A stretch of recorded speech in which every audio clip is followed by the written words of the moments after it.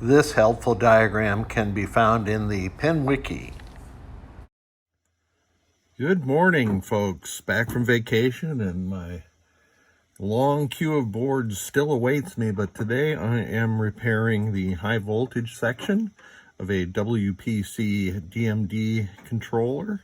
This one was exhibiting high voltages in about the 140 volt range, but I am going to replace everything in the high voltage section, which is really everything from these heat sinks on out to the connectors, including these two sand resistors, and most importantly, these 47K current limiting resistors.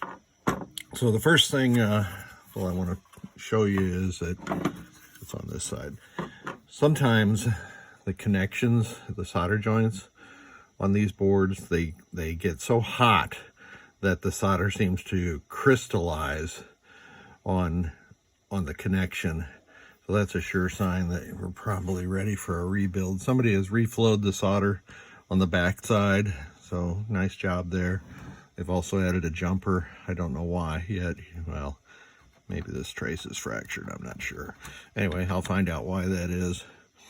But we're gonna get into that. So I attack this maybe differently than some people, I'm not sure. First thing I do is take these headers off, because honestly they just get in my way. So I'm going to take these off with my big old fat JBC solder tip. And the DMD controllers, for whatever reason, they really didn't provide enough solder to do this job, like on a power driver board. I'm lingering a bit longer because I've only got one hand. I need to turn my fan on. We'll see if we can get this other one off a little smoother.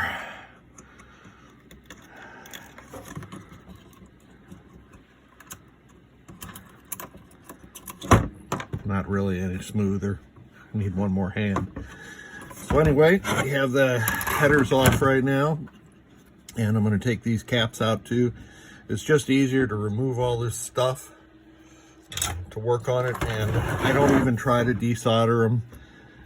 I just clip the parts on both ends, and I'll do a few of them here, and then I'll go off camera. And then I use this tip, which is again a fatter tip, and it provides quite a bit of heat, and I'll just heat up the other side of the part and then pull the part out. So I'll do one more like that. Sometimes I cut both sides off.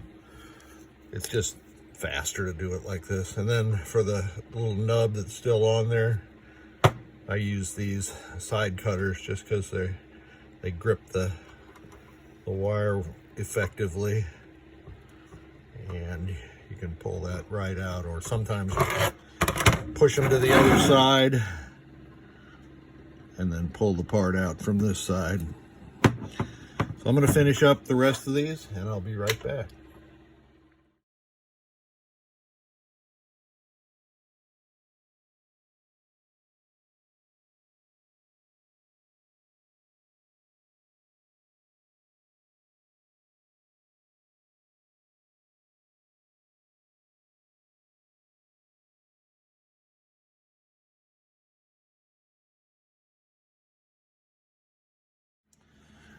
And we are well on our way here. I want to show you another example of removing a part. Sorry, I got coffee stuck in my throat. See how easy that 100 microfarad cap comes out? And then we just clean up the through hole. And when you're using your Hako, you don't press down too hard on those holes, or you will tear a trace up. Now I've got to get these two N5401s, two N5551s, MJE 15030 and 15031 out, and somebody had already straightened the legs on these heat sinks, and normally I don't take these off, I just unscrew them from the part, but since somebody had straightened the legs, I'm going to take advantage of that and show you how I take these parts off. Now you can use your Hako, but again, this is just, I've just found this easier. So I'm just going to apply solder to each of the 3 legs of one of these. This is a TO92 transistor part, and kind of visit each one in turn, and out it comes. Let me do these other 2 over here. Get some solder on these parts. So here's the other TO92 part. Out it comes. And this is the bigger TO220 part. You find yourself in no man's land there where it's not coming out, just add some more solder and heat it up. It comes right out. So I'm going to do that for the rest of these parts.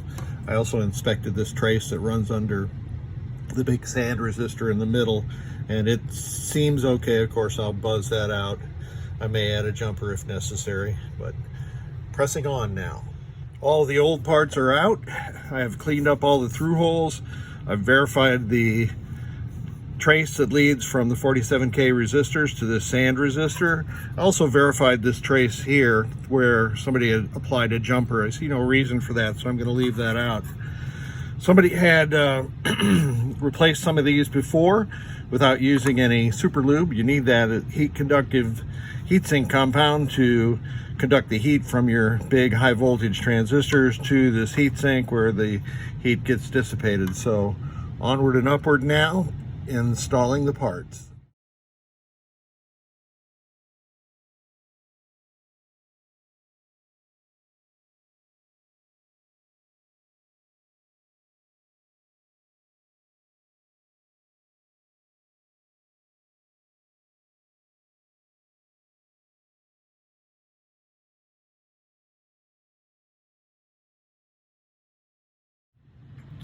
And now let's do some trimming.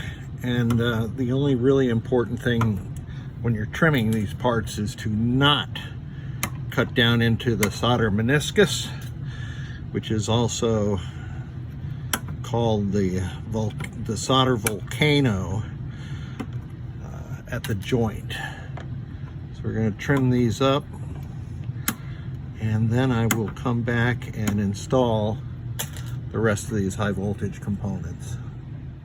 Again, the important thing is to get some of this heatsink compound between the transistor part, and this is a 15030, and the heatsink. Now, you don't need a whole bunch like somebody had put on there before. In fact, I probably didn't need to add any, but I always like to add some.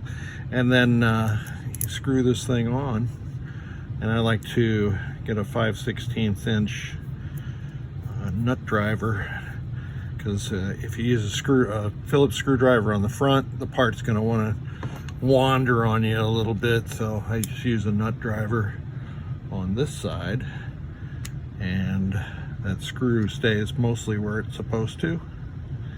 And you don't need to lock these down like Hercules, but once they are locked down, you can still slide them a little bit because that heatsink grease acts as a lubricant also. So these are ready to install back into the board. So I did forget to mention that I always install these parts as high on the heatsink as I possibly can.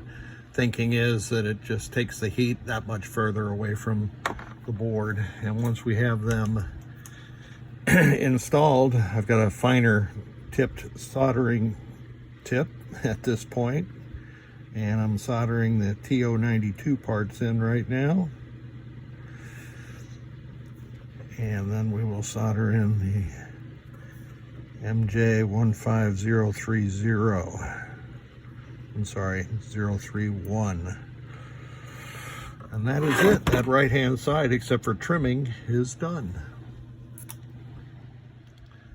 All right, and we are all done installing the parts. I did install this 100 microfarad 25 volt filter cap on the 5 volt input power supply. It's not completely necessary, but I've got it. I do it all the time. It's a 50-cent part. Do you need to replace these caps? Generally, no, unless your display is rolling like an old CRT television with a bad vertical sync. I always install the parts so that the bands are all pointing the same direction, and these big current limiting sand resistors. I always install those at least about an 1/8 inch above the board so that the heat that they dissipate doesn't go into the board. Now this board is done. There's some solder flux residue you can perhaps see on the camera. After I test this board, I'm going to take it outside and wash down all that solder flux residue. We've trimmed up the backside nicely. Here's where you can really see a lot of the solder flux residue, but that'll come off nicely once I take it outside and wash it down. To the test bench we go. Now on the bench with this rehabbed DMD controller, and let's boot it up. And that's a good sign. That says the voltages are within spec to light up the display. So the only thing left to do now is test those voltages. So I have my meter set to DC volts. I have the black probe poked into the ground connection on the DMD controller. This is easier to do in a game if you do it at the back of the display. So the outside leg is 116. The leg next to it is 104, so that's a 11.5 volt differential. The important thing is that it's about 12 volts, and 11.5 is fine. And then the left leg is 66 volts, and that is a spec value also. So this DMD controller is now putting out all of the correct voltages necessary to light the display. Now, another thing that comes up with these DMD controllers sometimes is that they put snow on the display or extraneous dots. So while I'm at it here, I'm going to show you how to test that part. So you can advance the test to go rapidly by holding the increment key down. I'm doing that. That rolling is not seen in real life. Now you want to, sometimes at this page display, that's what you're looking for. Sorry, RAM test okay. If you get to RAM test okay without any errors, then you're just fine. A lot of times the game will enunciate an error. It'll say page error, display page, whatever.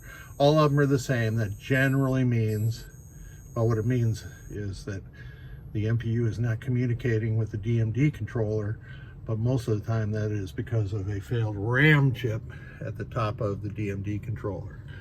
All right, let's wash it down and we will be all done. All right, outside to wash this one down, and this is what I use. This is Castor Oil Super Clean in a spray bottle, and you just spray it down liberally, both sides of it.